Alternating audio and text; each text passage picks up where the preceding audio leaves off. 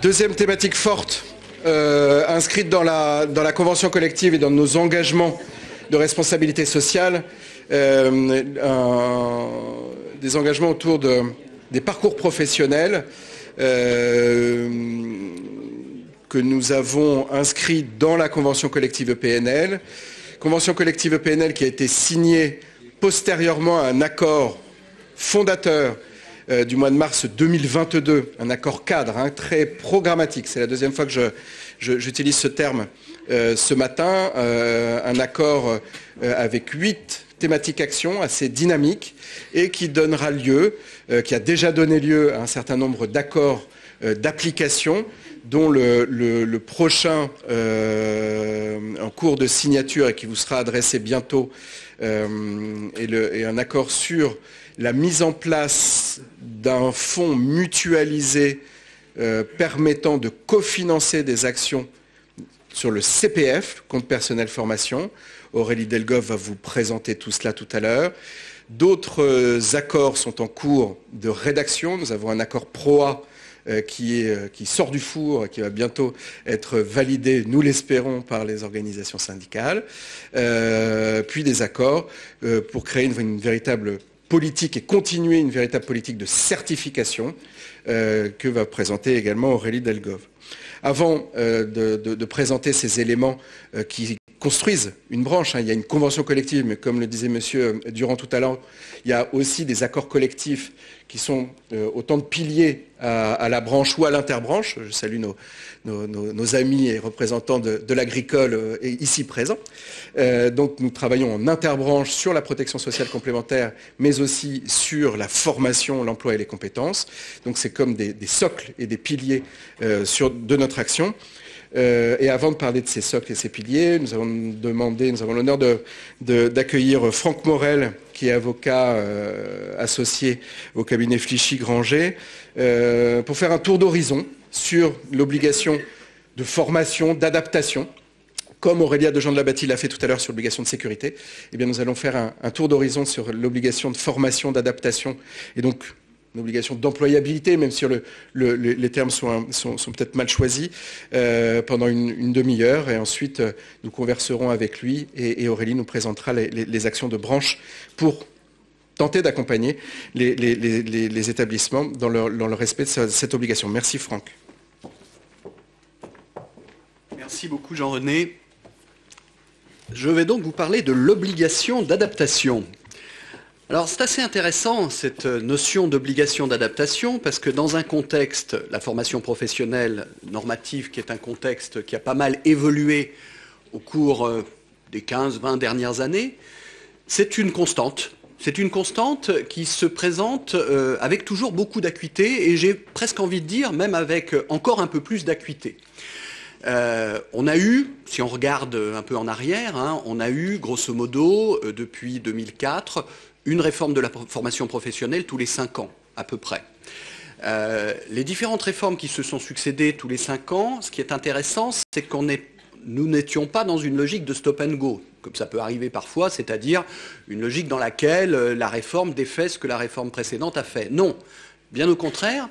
On était chaque fois dans une logique plutôt d'approfondissement, c'est-à-dire que chaque réforme a plutôt accentué encore un peu plus les éléments de direction qui étaient contenus dans la réforme précédente. Et parmi ces éléments, il y a une tendance extrêmement lourde qu'on a pu constater, c'est une tendance au fait de plus en plus de mettre l'accent précisément sur cette question de l'obligation d'adaptation et le décorréler de l'enjeu financier et de la question financière. Vous savez qu'on vient d'une situation en matière de formation professionnelle où pendant de nombreuses années, on avait un système d'imputation, d'imputabilité, des dépenses imputables. On dépensait 1% et puis on passait au tamis un certain nombre de dépenses de formation pour savoir si c'était imputable, pas imputable, etc.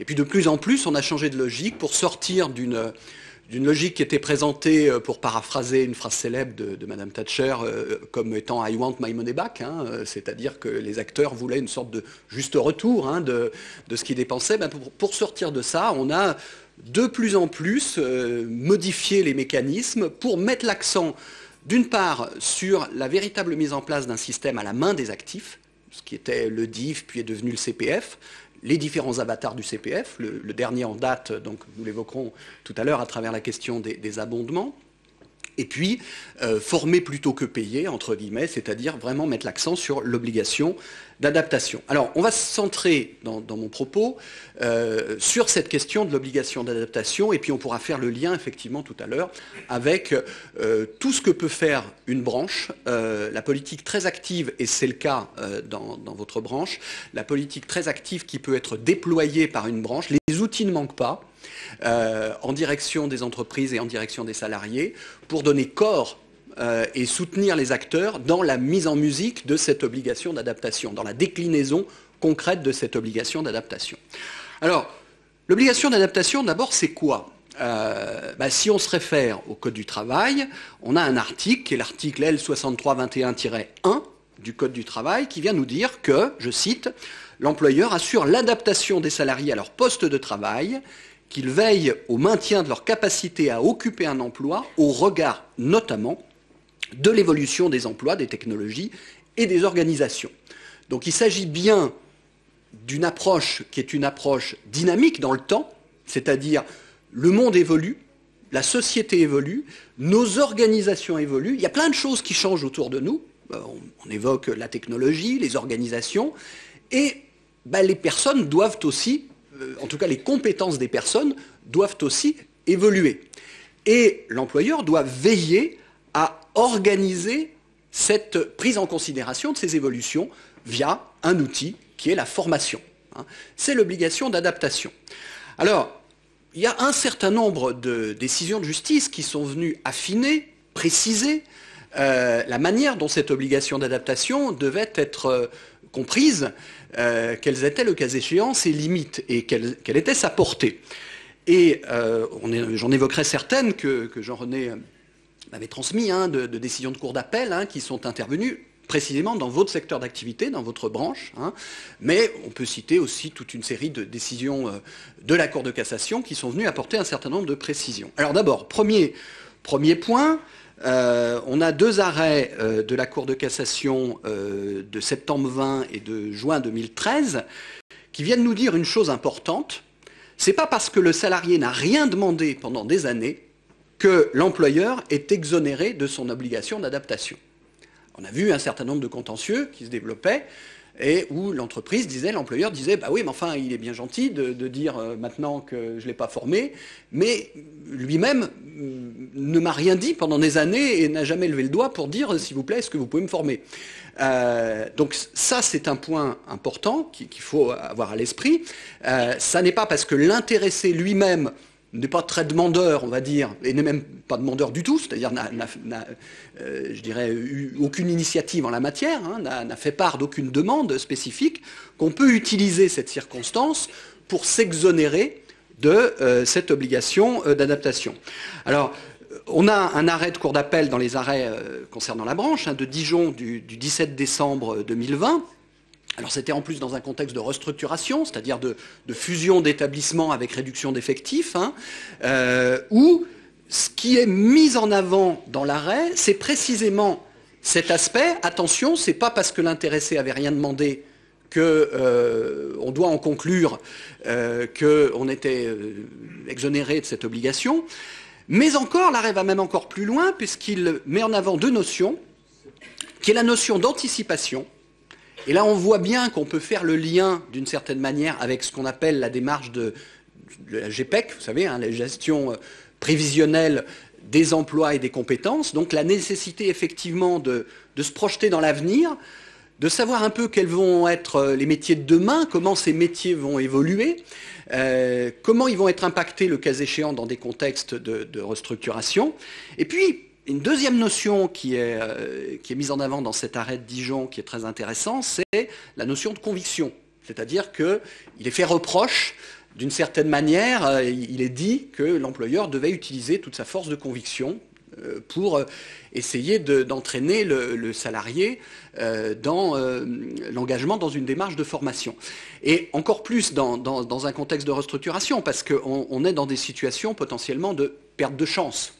C'est-à-dire, il y a une restructuration, l'intéressé se trouve, si vous me permettez l'expression, sur le carreau et ne peut pas se reclasser. Et dans ce contexte-là, il était reproché justement d'avoir loupé le coche quelques années avant, en disant si quelques années avant on avait anticipé et on avait pu former cette personne, au moment où les choses se gâtent, elle aurait eu un panel de possibilités beaucoup plus large pour se reclasser, puisqu'elle aurait eu des compétences beaucoup plus étendues. Alors, on a plusieurs arrêts aussi qui mettent en avant un aspect purement quantitatif et temporel. Évidemment, des situations où vous allez avoir quelqu'un qui n'a suivi aucune formation pendant un nombre d'années conséquent, potentiellement expose l'employeur justement à être pris en défaut de cette obligation d'adaptation. Alors on a plusieurs arrêts, par exemple on a la Cour d'appel de Rennes qui vient nous dire dans la branche que quelqu'un qui en 9 ans n'avait eu que 3 heures de formation, c'était un peu juste. Alors dans l'autre sens, on a un arrêt qui concerne quelqu'un de la Cour de casse, qui concerne quelqu'un qui n'était sur son nouveau job que depuis 10 mois. Et là on dit, dans l'autre sens, on peut dire, 10 mois, il ne faut peut-être pas pousser. Il vient à peine de prendre son job, on a le temps, voilà. Mais souvent, effectivement, c'est des situations de plusieurs années, avec soit rien du tout, aucune formation, soit un nombre d'heures très faible, très faible, qui mettent, je dirais, en situation de difficulté l'entreprise. Alors, on a des situations évidemment spécifiques qui sont les situations des contrats aidés. Et là, on a aussi plusieurs arrêts qui sont intervenus, puisque j'ai évoqué l'obligation d'adaptation générale qui est prévue par le Code du travail, quel que soit le statut du salarié, mais vous avez aussi pour certains types de contrats particuliers, et les contrats aidés, les CUI, CAE, CIE, en font partie.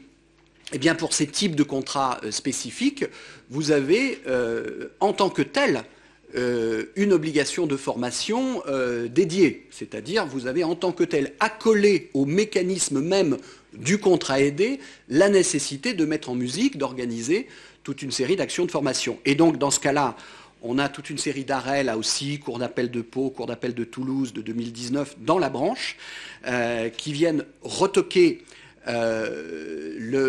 l'entreprise, justement, pour manquement, d'une part, de l'obligation d'adaptation en général, mais aussi, spécifiquement, de l'obligation en matière de contrat aidé. Ce qui était mis en exergue dans les 2 affaires que je viens de citer, c'est l'absence de traçabilité. C'est-à-dire, en gros, et ça, c'est un point sur lequel j'attire également votre attention, former, c'est aussi faire en sorte qu'on puisse mettre en avant le fait qu'on a formé, c'est-à-dire une traçabilité. Donc une traçabilité, c'est une action de formation, il y a une définition d'ailleurs de l'action de formation dans le Code du travail avec un certain nombre d'éléments, un programme, une évaluation, etc.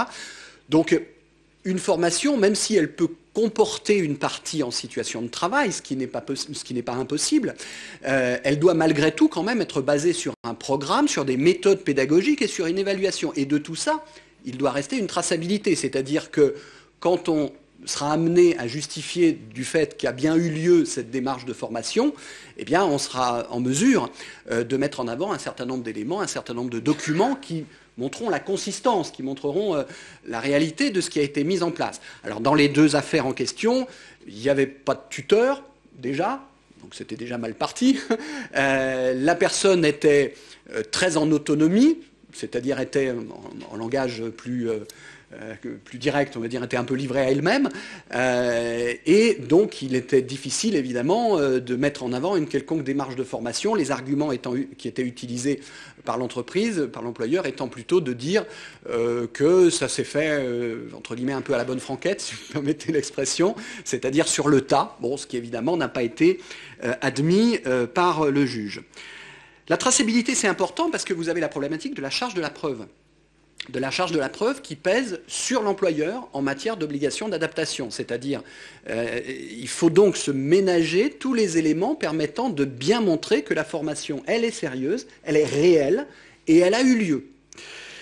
Et puis, vous avez différentes conséquences qui peuvent en être tirées d'un manquement à l'obligation d'adaptation. Il y a les contextes de restructuration, je l'ai évoqué, c'est-à-dire les contextes, par exemple, si des licenciements économiques doivent être effectués. Dans ce cas-là, il y aura potentiellement une perte de chance. Et puis, il peut y avoir aussi, indépendamment de cela, dans un contexte totalement différent, une demande d'indemnisation du préjudice subi. Alors, il appartient évidemment aux salariés, aux demandeurs d'étayer ce préjudice, et pas simplement d'affirmer qu'il y a eu un préjudice, bien sûr, mais il peut y avoir ces deux filières, donc la perte de chance dans un contexte de restructuration ou un autre contexte civil d'une autre nature dans lequel une demande d'indemnisation peut être formulée. Alors, quels sont les outils sur lesquels on peut s'appuyer? Il y a évidemment d'abord le plan de développement des compétences, qu'on appelait avant le plan de formation. Le plan de développement des compétences, il va recenser toutes les formations qui sont organisées, en particulier à la demande de l'employeur. C'est-à-dire, il y aura un échange autour de ce plan de développement des compétences avec les IRP, avec les institutions représentatives du personnel. Tout cela est normé, tout cela est organisé, avec un contenu aussi qui est normé par le Code du travail de ce plan de développement des compétences. Et on a toute une série de jurisprudences qui permettent à l'employeur d'imposer un départ en formation avec ce qui va avec comme corollaire d'une prérogative qui relève du pouvoir de direction de l'employeur, la possibilité, le cas échéant, de sanctionner un refus de partir en formation. Alors, dès lors qu'un certain nombre de conditions sont remplies, première condition, ce sont des formations qui sont effectuées à la demande de l'employeur, c'est-à-dire dans le cadre du plan de développement des compétences, qui sont faites pendant le temps de travail, pendant les horaires de travail. Et puis, la jurisprudence a ajouté deux conditions. La première, c'est que, mais qui sont des conditions qu'on retrouve dans d'autres types de mécanismes, comme l'appréciation qui est faite parfois sur la validité de certaines clauses contractuelles. C'est la protection, le besoin de répondre aux intérêts de l'entreprise. J'allais dire la protection des intérêts légitimes. Ça, c'est sur des clauses contractuelles, mais donc la formation est organisée pour les besoins de l'entreprise, donc dans l'intérêt de l'entreprise, et puis le fait que le salarié n'ait pas de motif légitime de refuser. Alors on a une jurisprudence, par exemple, sur des exemples de motifs légitimes, où on avait une situation de sujétion disproportionnée, qui avait été qualifiée de disproportionnée par la Cour d'appel de Nancy, de quelqu'un qui avait des contraintes familiales, des enfants en bas âge, et qui devait aller 3 jours à l'autre bout de la France pour une formation dont l'utilité en plus était très discutable. Donc évidemment on peut avoir parfois des situations un peu extrêmes, mais donc on peut avoir donc à opérer une pesée où on a une situation aussi de quelqu'un dont tout le monde était extrêmement satisfait dans son travail et qui avait des compétences reconnues et sur lesquelles la formation demandée était sur des choses qu'il savait déjà faire et qui étaient déjà dans son portefeuille d'activité. Bon. Donc on peut avoir effectivement des situations où on va opérer cette pesée par rapport à la possibilité d'obliger quelqu'un à partir, entre guillemets, en formation, ou également de le sanctionner aussi s'il est parti et qu'il sort de la formation en cours de route. On a plusieurs arrêts là aussi où quelqu'un était allé à la formation et puis au bout d'un jour il dit « oh, ça ne me plaît pas, j'arrête », voilà, et où effectivement l'entreprise en avait tiré les conséquences. Voilà un certain nombre d'éléments. Je conclurai sur un point sur lequel aujourd'hui on n'a pas de jurisprudence encore, mais sur lesquels il y a quand même, à mon avis, nécessité d'avoir une certaine vigilance. C'est la question des entretiens. Vous savez qu'il y a un entretien professionnel biennal qui doit être organisé en direction des salariés et puis une récapitulation tous les 6 ans qui doit être effectuée. Et vous avez un certain nombre de dispositions dans le Code du travail qui organisent les sujets qui doivent être évoqués, notamment pendant ces entretiens biennaux, et ce récapitulatif tous les 6 ans. Évidemment, dans ces entretiens, on va évoquer la question de la formation. Et le suivi des formations sera un point qui sera regardé pendant l'entretien récapitulatif tous les 6 ans. Donc ça me paraît important, là aussi, de bien veiller à la traçabilité de ces entretiens. Et puis le côté piégeux, donc là aussi, bien veiller aussi à cet aspect-là, c'est qu'au moment du recrutement d'un salarié, on doit informer le salarié de l'existence de ces entretiens. Ça paraît un peu, on va dire, banal, hein, bateau, hein, mais c'est un point extrêmement important. Il ne me surprendrait pas qu'un beau jour, on voit tomber des arrêts où le défaut d'information sur l'entretien ou même avec plus de certitude, le défaut d'existence de l'entretien puisse aboutir à, je dirais, une réponse positive d'une demande d'indemnisation du préjudice. C'est absolument pas impossible. On l'a vu sur le forfait jour, hein, Aurélia parlait tout à l'heure du forfait jour, on a vu sur le forfait jour combien la question de l'entretien, alors qui est un autre entretien, hein, mais l'entretien forfait jour et la non-tenue potentielle de l'entretien forfait jour peut avoir des conséquences extrêmement préjudiciables sur l'ensemble de l'édifice. Et bien, sur l'entretien biennal et l'entretien tous les 6 ans et l'information sur l'entretien, je pense que c'est un petit peu la même chose. Voilà, mesdames et messieurs, je n'ai pas vu le temps, donc je ne sais pas si je suis dans le timing.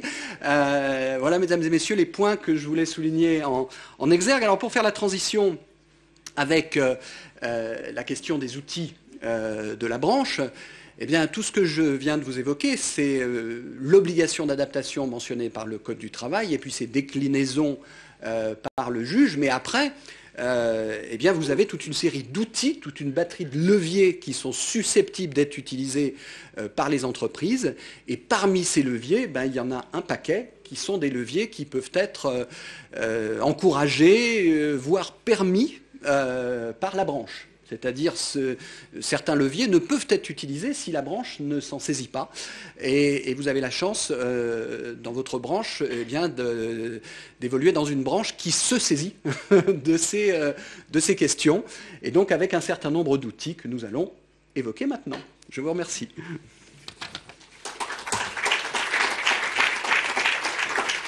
Merci Franck pour la clarté de ces propos. On sort toujours plus intelligent après l'intervention d'Aurélia et de Franck. Merci beaucoup. Moi, j'ai noté quand même une proximité. Alors, on a des coups de bol dans la vie. Hein. Proximité d'expression entre Aurélia de Jean de la Bâtie et Franck Morel sur 2 sujets qui nous sont chers. On l'a dit tout à l'heure. Obligation de moyens. Alors, renforcée de résultats, etc. On ne va pas faire les juristes. Une obligation de faire. Et ça, vous étiez, alors je ne vous ai pas présenté jusqu'au bout, mais vous étiez aux manettes d'un point de vue politique dans le cadre de la réforme de la loi sur la formation professionnelle. Mais ça, c'est l'élément clé de cette loi-là, c'est-à-dire qu'on déconnecte l'obligation de faire de l'obligation de dépenser ou de financer. C'est la même chose qu'en matière d'accident du travail. 1898, on paye un taux d'accident du travail. On se désengage en gros d'une politique de prévention et ça nous rattrape une petite centaine d'années après, hein, vous l'avez évoqué, ou 90 ans en tout cas, nous sommes des enfants de 89, on l'a compris. Et donc on a une obligation de faire, alors résultat moyen, etc. Et là, vous nous dites exactement la même chose. On a longtemps pensé dans certaines structures que dès lors qu'on payait une contribution parafiscale, enfin là aussi la nature de la contribution est soumise à plein d'interrogations, on s'exonérait de toute obligation de faire et notamment de former. Et là les choses changent, évoluent, et donc là on voit bien à travers de votre propos qu'on a une obligation de faire, une obligation de... Alors on ne sait pas encore si c'est de résultats, de moyens renforcés, etc. En tout cas, une chose est sûre, et vous avez repris un certain nombre d'arrêts propres à notre environnement, et notamment dans certaines situations qui révèlent et qui mettent un coup de projecteur sur des dysfonctionnements et de l'inexécution d'obligations. Et les OGEC dont vous avez parlé, vous n'avez pas donné de somme, mais les sommes, c'est entre 10 000 et 40 000 euros d'indemnisation. Ce n'est pas des sommes symboliques. Il y a parmi les arrêts que vous avez cités des sommes dites symboliques, mais 5 000 euros, on est quand même dans un étiage assez bas, assez haut pour du symbolique. J'ai vu, je crois, il y avait un arrêt à 1 000 euros où Conseil de prud'homme a sans doute fait, a répondu sans doute par ce biais-là à d'autres demandes mal formulées. En tout cas, c'est une vraie obligation qui pèse sur nos OGEC, c'est pas désincarné, ce n'est pas une idée farfelue venue du 5e arrondissement de Paris, c'est une réalité, enfin en tout cas c'est une obligation qui doit devenir une réalité, et c'est pour ça qu'on développe des outils pour vous accompagner dans le respect de ces obligations, et je laisse la parole à Aurélie. Merci beaucoup. Aurélie Delgove, qui est responsable du développement des compétences à la FNOGEC et pour la CEPN. Merci. Donc, en effet, merci pour ces propos introductifs qui complètent, qui vont venir. Voilà. Donc, au niveau de la branche, donc depuis 2014, l'interbranche enseignement privé a développé des certifications professionnelles. Le premier domaine que les partenaires sociaux ont choisi d'explorer en termes de certification, c'est le domaine de la vie scolaire, qui est en fait la plus-value de nos établissements et qui est vraiment un cœur de métier essentiel dans notre branche. En 2014, on a créé en fait le CQP éducateur de vie scolaire, puis en 2015 le coordinateur de vie scolaire. Avec la réforme de 2018 et l'obligation de transformer les certifications en blocs de compétences, on a créé 8 blocs de compétences au cœur de ces métiers de la vie scolaire. La volonté des partenaires sociaux a toujours été d'inscrire auprès des autorités compétentes les certifications, et donc c'est tout naturellement que les 2 CQP sur la vie scolaire ont été inscrits au répertoire national des certifications professionnelles de France Compétences.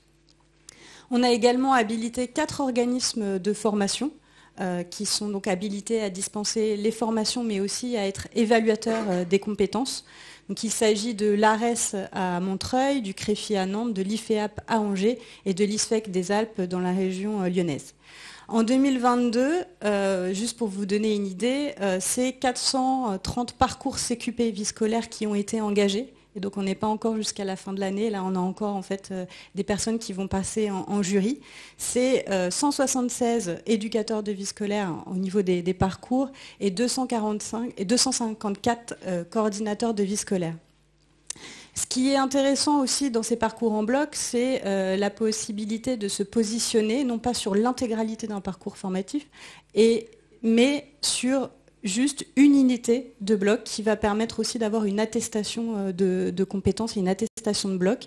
Et c'est la validation des 4 blocs pour un CQP qui va transmettre le parchemin et cette reconnaissance auprès de France Compétences. Pour gérer ces certifications qui sont d'un grand nombre, tous les ans en fait on a de plus en plus de personnes qui s'inscrivent sur ces parcours certifiants. La branche s'est dotée d'un outil qui s'appelle EasyCertif. Et là, aujourd'hui, c'est la nouvelle version qui est mise en service aujourd'hui pour les organismes de formation et pour, du coup, le suivi des parcours des salariés, qui permet, en fait, cette gestion individualisée des parcours et qui permet... on l'espère, une maîtrise complète du suivi des cohortes, puisque c'est une demande de France Compétences d'être en capacité, nous, en tant que certificateurs, de pouvoir transmettre des données précises sur la promotion des salariés après l'obtention de la certification.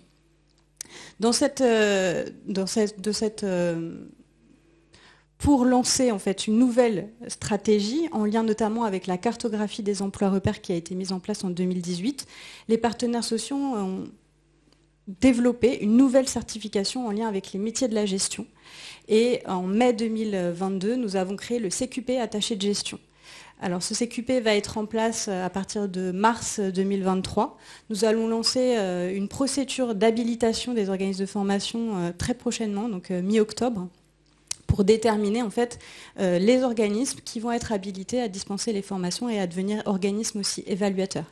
Et après 2 ans d'expérimentation, l'objectif, comme pour les CQP de vie scolaire, c'est d'inscrire ce nouveau CQP au répertoire national des certifications.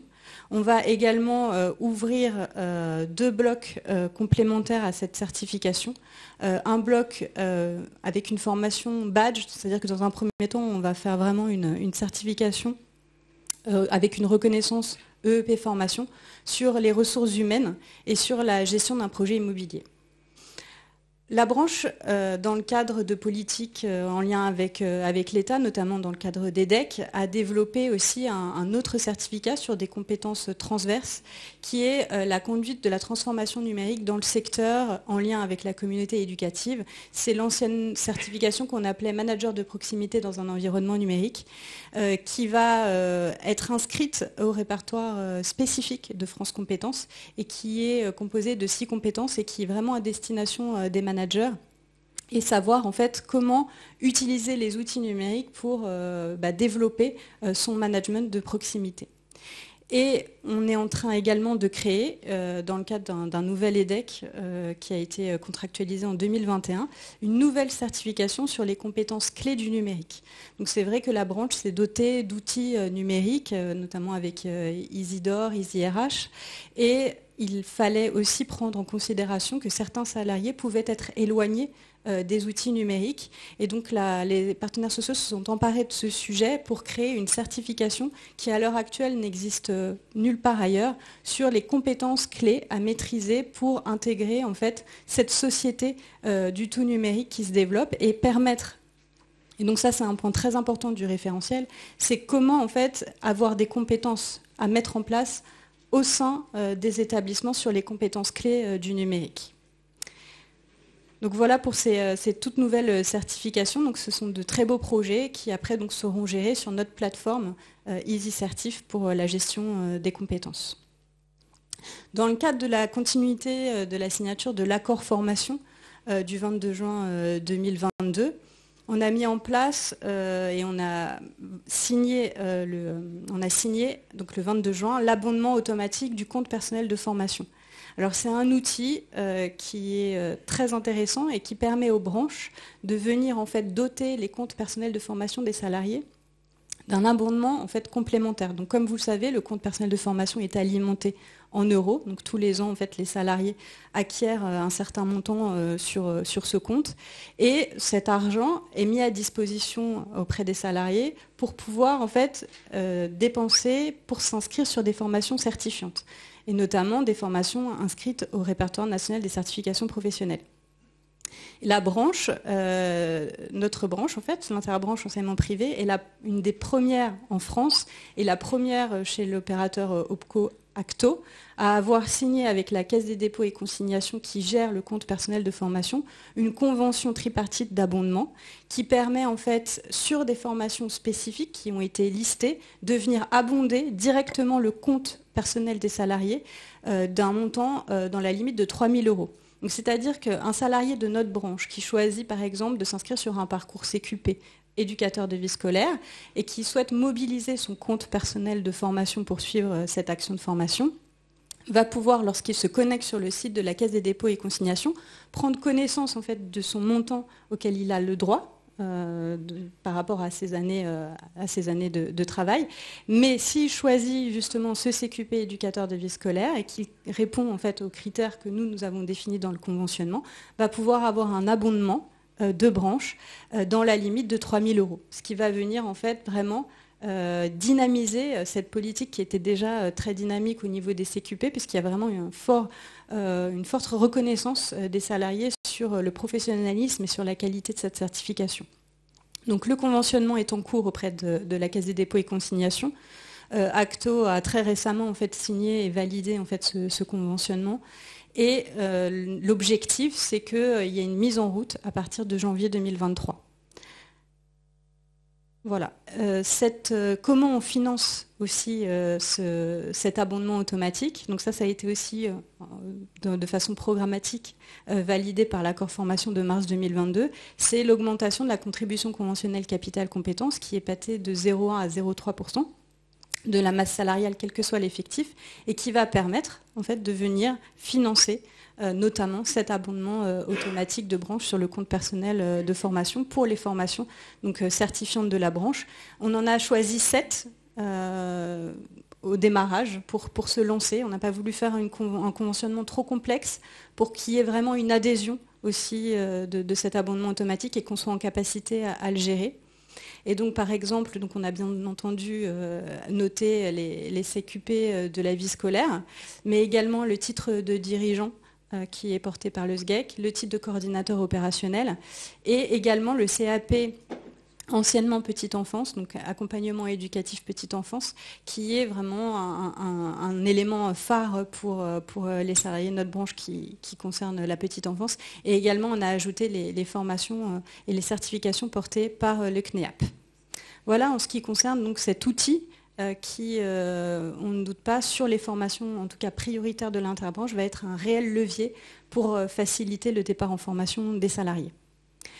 Un deuxième dispositif qui a été aussi mis en place avec la réforme de 2018, c'est le dispositif PROA qui vient en fait remplacer et un peu transformer l'ancienne période de professionnalisation.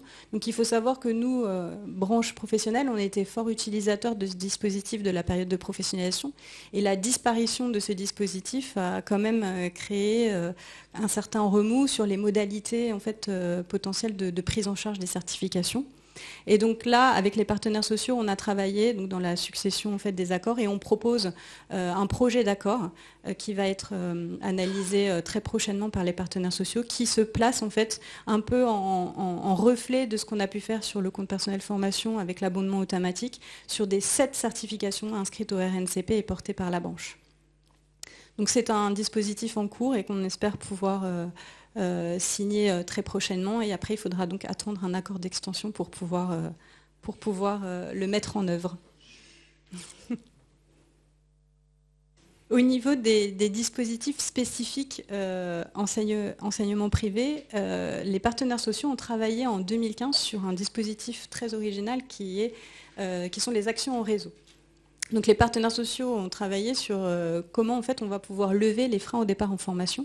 Et l'idée s'est dite que on avait nous toutes les ressources sur le terrain pour accueillir des actions de formation, que généralement les établissements pouvaient mutualiser aussi des besoins en formation et qu'il y avait tout intérêt à faire qu'un formateur aille dans un de nos établissements pour former en réseau d'autres établissements sur des thématiques communes.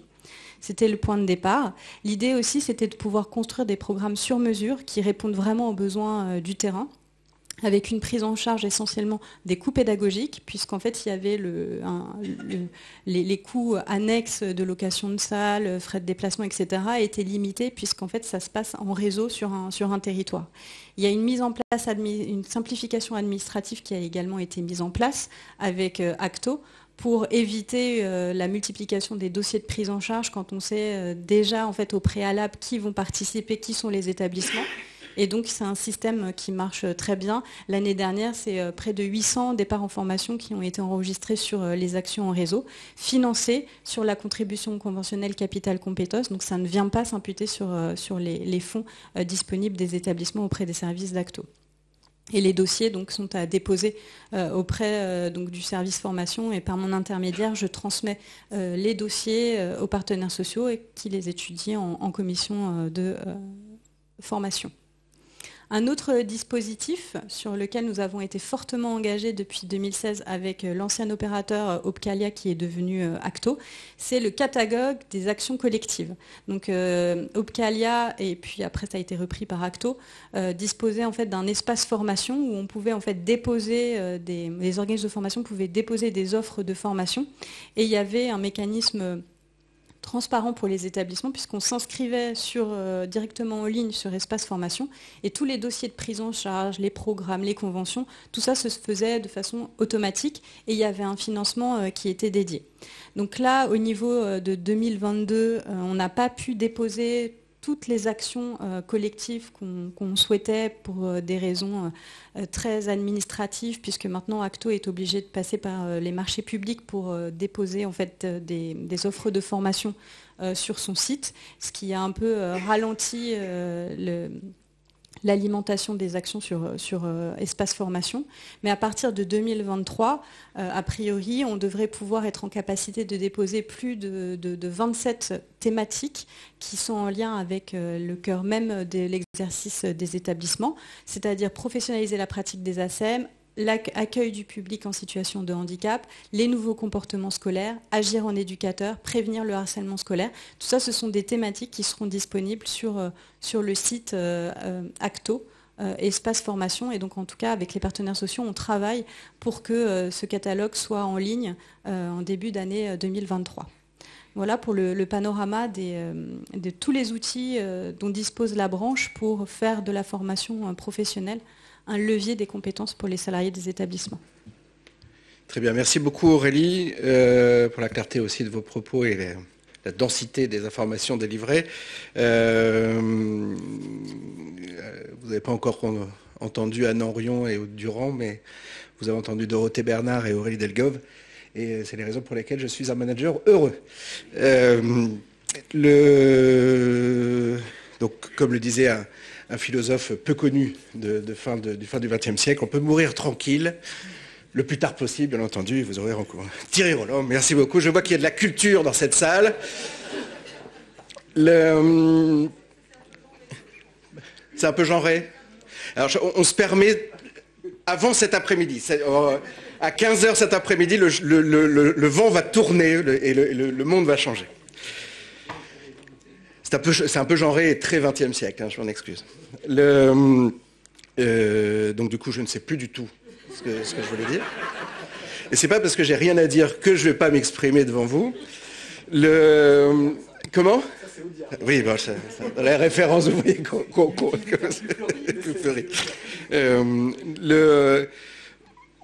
Première réaction, je ne sais pas, pour lancer aussi la réaction de Franck et peut-être répondre aux questions, il y en a quelques-unes qui viennent sur la toile.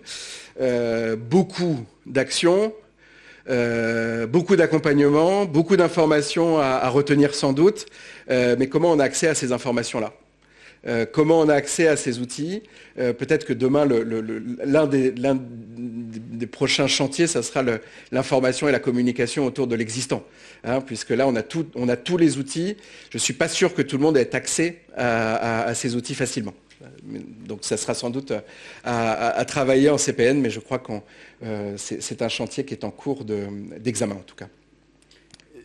Sur la question des outils, effectivement, l'accès à l'information est particulièrement important, mais je pense qu'il y a un outil qui est devenu un outil extrêmement accessible via la dernière réforme et via les outils numériques, c'est précisément le CPF. Et le fait d'avoir conventionné avec la Caisse des dépôts et consignations, je trouve, est extrêmement intéressant parce qu'on a de redoutables questions, si vous me permettez l'expression, de tuyauterie qui peuvent se poser, justement, notamment dans les problématiques d'abondement, de fléchage, d'abondement, etc. Et donc le fait de mettre dans le coup la Caisse des dépôts et consignations, qui est l'organisme qui gère précisément ces questions d'accès au CPF, était absolument indispensable et était quelque chose de très, très utile, très pertinent, pour faire en sorte que la politique de branche soit aussi accessible sur ce point spécifique que l'est l'accès au CPF. C'est-à-dire qu'on n'ait pas d'un côté un accès au CPF en tant que tel, et que pour avoir accès au deuxième étage, entre guillemets, abondement qui est mis en place par la branche, il faille en passer par toute une série de procédures extrêmement lourdes, extrêmement compliquées. Et donc le fait d'avoir mis la Caisse des dépôts dans le coup permet de répondre à ça. Et je trouve que l'idée que vous avez eue sur l'abondement me paraît une idée extrêmement intéressante qu'il faut souligner parce que beaucoup d'entreprises, beaucoup d'employeurs mettent en avant le fait que l'un des effets de la dernière réforme de 2018 est précisément qu'ils ont un ressenti d'avoir moins que ça n'était le cas auparavant, la maîtrise de l'accès à un certain nombre de dispositifs. Et que donc l'un des enjeux aussi de l'usage du CPF, qui, je le rappelle, est un outil qui est à la main de l'actif, c'est-à-dire l'utilisation du CPF, c'est l'actif lui-même, c'est le bénéficiaire du CPF lui-même qui appuie sur le bouton, c'est-à-dire qui décide d'utiliser ou de ne pas utiliser ses avoirs CPF, eh bien, on a tout à fait la possibilité, de manière intelligente, tout en gardant, puisque la réglementation garde ce principe d'utilisation à la main de l'actif, de donner envie, entre guillemets, d'avoir des incitations extrêmement puissantes, extrêmement fortes, de la part de l'employeur et des secteurs d'activité, donc la branche en l'occurrence, pour dire à l'actif, OK, c'est vous qui appuyez sur le bouton, mais sachez que si vous choisissez de vous inscrire à tel type de formation, eh ben, vous aurez quand même un avantage particulier dans le sens où on va mettre au pot des moyens spécifiques pour vous permettre d'y accéder pleinement. Peut-être qu'Aurélie, vous pouvez faire un point sur le CPF, comment on y accède et comment on permet à l'entreprise aujourd'hui de faire un abondement sur fonds propres et ce que pourrait être demain cet abondement financé par un fonds mutualisé et peut-être donner quelques informations sur ce que pourrait être le compte formation sur nos mobiles et comment ça va se présenter. On n'a pas de capture d'écran, mais on y travaille. Donc, le compte personnel de formation, donc c'est un compte qui est à la main du salarié. Donc, la Caisse des dépôts et consignations a créé un site, une interface, une plateforme Internet, mais il y a aussi une appli en fait, qu'on peut avoir sur son mobile. On s'y connecte avec un numéro de sécurité sociale et une adresse mail valide, qui soit une adresse mail personnelle. Il faut éviter les adresses mail familiales, puisque si elle a déjà été enregistrée dans la base, elle ne va pas fonctionner. Donc une adresse mail personnelle et on crée son compte. Et à partir de ce moment-là, c'est à peu près au mois de mars en fait, que la Caisse des dépôts va alimenter en fait, tous les comptes. À partir du moment où un salarié fait une demande, eh ben, il va pouvoir récupérer en fait, les sommes en fait, de l'année en cours. L'acquisition, c'est pour un salarié avec un temps de travail temps plein, c'est 500 € par an. Et il peut y avoir des majorations à 800 € pour des salariés spécifiques, notamment s'ils sont porteurs d'une situation de handicap. Donc il y a une liste très précise des actions qui sont éligibles au compte personnel de formation et c'est notamment les formations inscrites au répertoire national des certifications professionnelles qui donnent lieu en fait à une reconnaissance, un diplôme. Il y a aussi également les actions de reprise d'activité, mais bon, ça voilà. Donc, ce qu'il faut comprendre, c'est vraiment que ce soit inscrit, que ce soit une reconnaissance, et ça permet en fait un financement. Donc, le salarié, il est amené dans un vaste catalogue, puisqu'en fait, les organismes de formation vont déposer via une autre plateforme des offres de formation certifiantes. Donc, il y a un catalogue en ligne sur la Caisse des dépôts et consignations.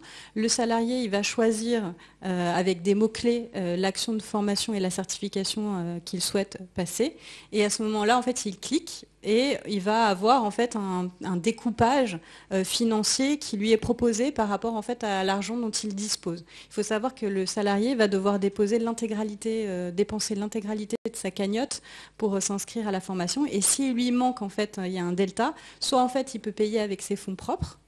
Ou alors, en fait, il a au préalable demandé un accord à son employeur qui peut lui également aussi abonder.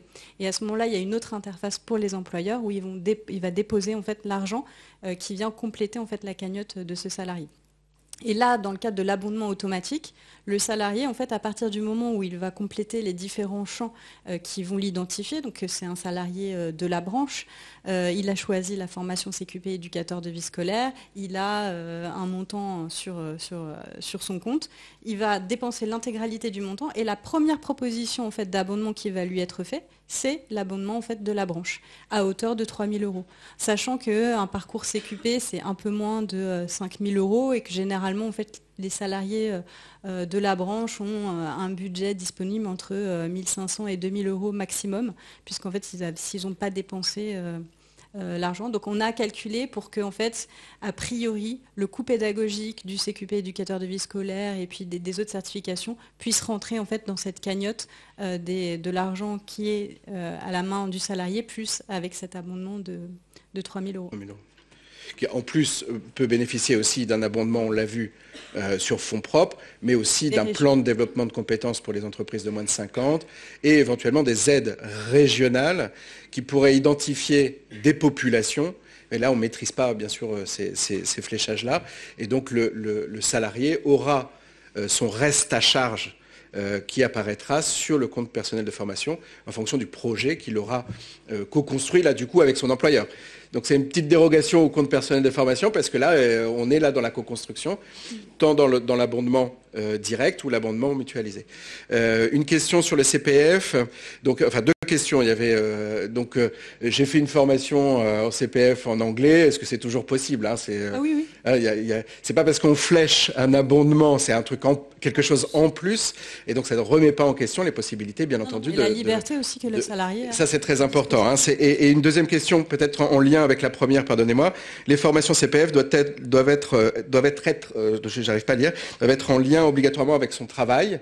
Excusez-moi, le terme était... Enfin, voilà, alors, transmets en brut. Les deux réponses aux deux questions. D'abord, l'anglais, effectivement, je confirme. Et d'ailleurs, j'en profite au passage pour vous donner le top 3 des formations qui sont les plus consommées par le CPF.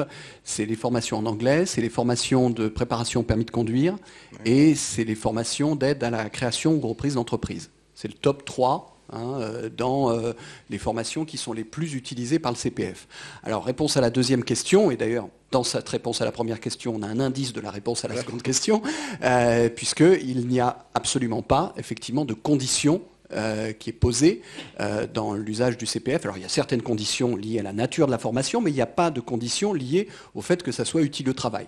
Ce qui peut être une difficulté, d'ailleurs qui a été souligné par les partenaires sociaux dans un accord interpro d'octobre 2020, où ils ont souhaité qu'on puisse raffermir le lien entre l'usage du CPF et les besoins professionnels, c'est-à-dire les besoins, pas forcément de l'entreprise, mais en tout cas au moins du marché du travail, et les besoins professionnels. Et donc c'est quelque chose qui est en train d'être examiné, aussi bien ça l'a été par les partenaires sociaux qu'au niveau des pouvoirs publics. Moi-même, j'avais écrit des choses pour l'Institut Montaigne, j'avais fait un rapport sur les reconversions professionnelles, où j'avais proposé notamment qu'on puisse mieux établir ce lien aussi, effectivement, entre l'usage du CPF et des besoins du marché du travail. Alors il y a plusieurs méthodes pour ça, peut-être un certain nombre de méthodes liées à l'accès au CPF par les organismes de formation, c'est-à-dire une première méthode qui consisterait à filtrer plus drastiquement la nature des formations qui sont proposées en amont sur le CPF. Une autre possibilité, c'est une possibilité de conditionner cette nature de formation à un lien avec le marché du travail, ou alors ce qui est dans les réflexions parfois, qui est plus discutable, mais c'est quelque chose qui est parfois mis en avant, c'est la question du reste à charge. C'est le fait de dire qu'il faut qu'il y ait une espèce de ticket modérateur, entre guillemets, et un reste à charge en termes de, entre guillemets, qui est présenté par ceux qui mettent en avant cette idée comme une forme de responsabilisation. Voilà. En tout cas, la question est sur la table, la question des voies et moyens de mieux établir un lien entre l'usage de CPF et les besoins du marché du travail. Dernière question sur le CPF, en lien d'ailleurs avec les deux premières. Est-il normal qu'un employeur demande à un salarié qu'il utilise son CPF pour une formation en rapport avec son travail? On vient d'en parler, et d'autant plus si c'est un CQP. Est-ce normal? Ça dépend ce qu'on entend par normal. Ce n'est pas illégal, en tout cas, à partir du moment où celui qui a le dernier mot et celui qui appuie sur le bouton ou qui n'appuie pas sur le bouton, c'est le salarié, c'est le titulaire du compte. Donc l'employeur, bien évidemment, a la possibilité de dire au salarié, ça serait bien que... et surtout en mettant en avant, le cas échéant, les abondements, c'est-à-dire en indiquant que si le salarié fait ce choix, il pourra bénéficier dans ce cadre. Donc ça n'est pas, de ce point de vue-là, ça n'est pas anormal. Je ne sais pas ce que veut dire normal ou anormal. En tout cas, ce n'est pas illégal. Voilà, ça c'est clair. Dès lors, bien évidemment, que celui qui a le dernier mot reste le titulaire du compte. Ça, rappelons aussi qu'on a une obligation d'information du salarié sur l'usage de son CPF. Donc on peut lui expliquer comment bien le fonctionner et comment il peut avoir des effets leviers considérables grâce aux abondements qui sont accessoirement financés par l'employeur. Même pas directement, mais indirectement, via une contribution qu'on a multipliée par 3 cette année.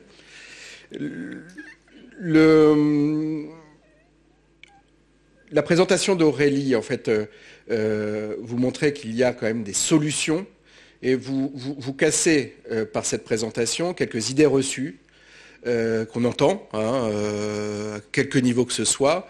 Il n'y a plus d'argent, il n'y a pas de solution. J'ai pas les moyens, vous ne pouvez pas partir en formation. Donc là, on a quand même un catalogue d'actions à disposition relativement important qui sont financés par de la mutualisation. Financés par de la mutualisation, pas sur fonds propres. On peut investir aussi sur fonds propres. Donc là, je reviens sur l'idée aussi de la communication. Je ne sais pas si, Franck, vous avez des exemples de ce qui a fonctionné sur l'information. Nous, on est confronté à ça, c'est-à-dire qu'on n'a pas trouvé encore le bon vecteur de communication. Est-ce que c'est un métacatalogue demain? Est-ce que c'est une lettre d'actualité? Je crois malheureusement qu'on n'a pas de formule magique sur un tel sujet. C'est d'ailleurs un des éléments du problème. C'est pour ça que la question notamment du CEP, du Conseil en évolution professionnelle, était une question qui se posait avec tant d'acuité hein, au moment de la dernière réforme, et sur lequel on n'est pas encore arrivé au bout du chemin, il faut bien le dire. Hein. Donc l'accès à l'information par les différents protagonistes, c'est-à-dire par l'employeur et par le salarié, et par l'actif même d'une manière plus générale, c'est-à-dire le demandeur d'emploi ou l'indépendant, hein, est un sujet en soi, hein, qui fait partie du problème, entre guillemets, quand il y a problème. Alors ça veut dire quoi? Ça veut dire que je pense qu'il faut faire feu de tout bois en utilisant tous les moyens d'information que vous pouvez avoir à votre disposition. C'est vrai que le CPF a bien marché parce que précisément, il y avait cet outil téléphone, cet outil simple, largement répandu, largement accessible, qui a permis de surmonter en partie cette difficulté d'information. Est-ce que c'est quelque chose qui peut être utilisé de la même manière, par exemple, avec il y a des intranets dans un certain nombre d'établissements hein, qui peuvent être utilisés. Donc ça peut être utiliser le levier de l'intranet, ça peut être un moyen d'accès assez rapide, assez facile. Hein, si on met sur l'intranet tous les outils qui existent, les types de formations qui existent et les moyens d'y accéder. Et puis effectivement, il y a tous les outils d'information de type plaquette, de type site internet, etc. qui peuvent exister. Alors, nous avons la chance aussi d'être assis sur un réseau de relais départementaux et régionaux qui sont présents aujourd'hui. Hein, et là, je crois que ça va être aussi un des leviers importants d'action et d'information, c'est de compter sur vous et que vous y alliez peut-être plus en profondeur dans votre action d'accompagnement des établissements. Aujourd'hui, rares sont les UDOGEC et Eurogec qui sont moteurs dans une politique d'information, d'accompagnement sur ces sujets ou de sollicitation de la branche d'accompagnement dans des projets.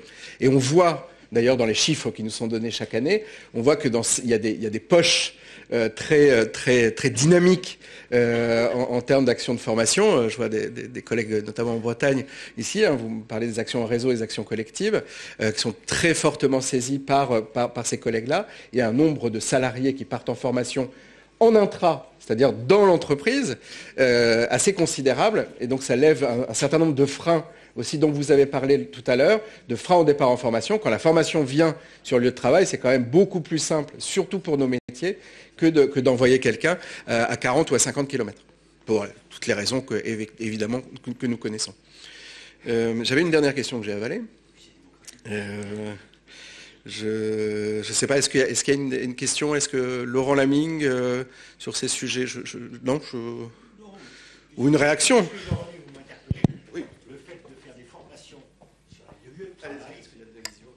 Est en plus très démocratique parce que c'est une solution qui permet de former le personnel d'exécution, en particulier féminin, qui ne peut pas se déplacer, qui n'a pas la possibilité matérielle, culturelle, religieuse, familiale de se déplacer. Donc si on forme sur le lieu de travail, on est efficace et démocratique. Et je rappelle qu'une des formations importantes, ça n'a pas été cité ici, c'est qu'il faut lutter contre l'illettrisme. Oui. L'illettrisme dans nos OGEC existe. Et il faut s'en occuper. Et les gens qui sont illettrés, culturellement, ne peuvent pas aller dans un centre de formation éloigné de plusieurs kilomètres ou dans une autre ville. Donc il faut former sur place. Très bien. Merci Laurent. Juste, peut-être pour terminer, vous avez mis en avant une politique de certification dynamique. Et vous avez cité des chiffres importants. Hein. Rares sont les branches. Malgré tout, il y a 600 CQP par an sur deux produits, hein, excusez-moi le terme de produit, c'est assez rare avec des outils que vous avez vous-même développés, Aurélie.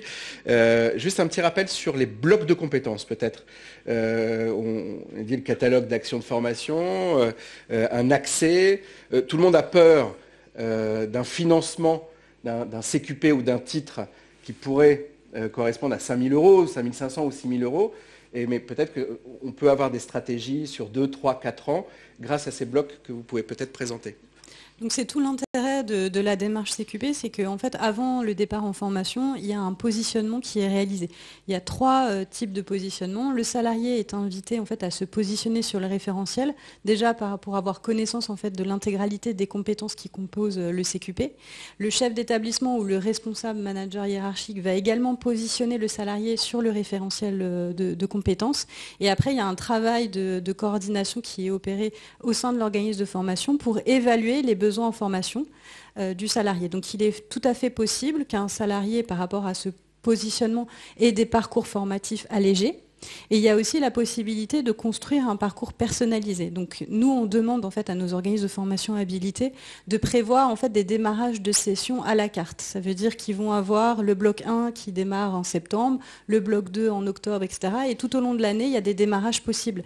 Ce qui fait que le salarié, il n'est pas obligé de suivre sur une année scolaire l'intégralité en fait des 4 blocs, mais il peut très bien planifier sur une première année, partir au mois de mars parce que ça l'arrange sur le bloc 2.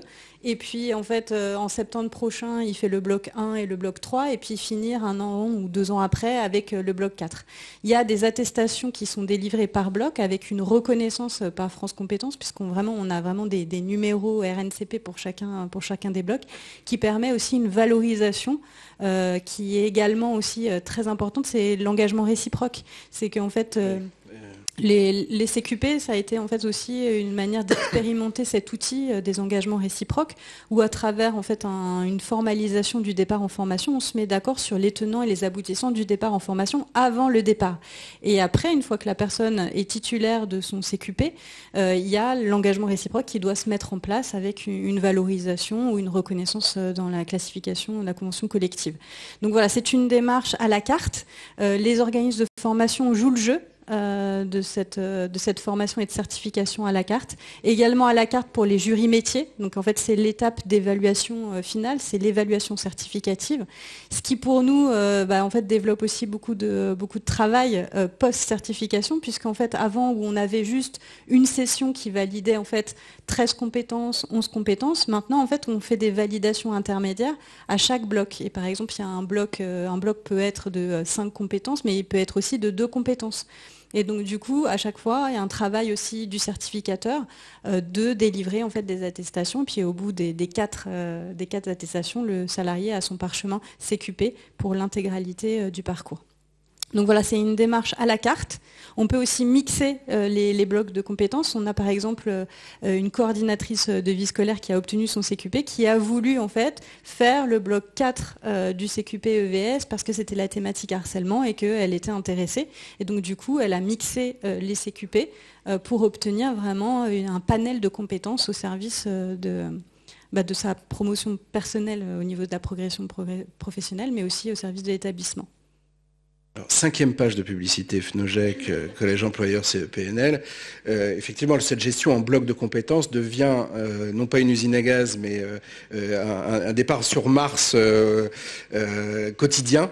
Et donc c'est pour cette raison-là qu'on a embauché Agata Domanska, qui est au fond de la salle, qui en fait devient notre responsable de certification, accompagnant ainsi Aurélie Delgove, et qui aura la charge d'une commission opérationnel de la certification dont vous avez parlé, Monsieur Durand, donc pour permettre aussi de fluidifier un peu les dispositifs, parce que ça devient effectivement la restauration à la carte, c'est toujours compliqué. En parlant de restauration, je crois qu'il est temps de revenir à des instincts primaires. Merci beaucoup de vos propos, de vos éclaircissements et de la réponse à nos questions. Vous êtes prêtés au jeu. Merci Franck, merci Aurélie.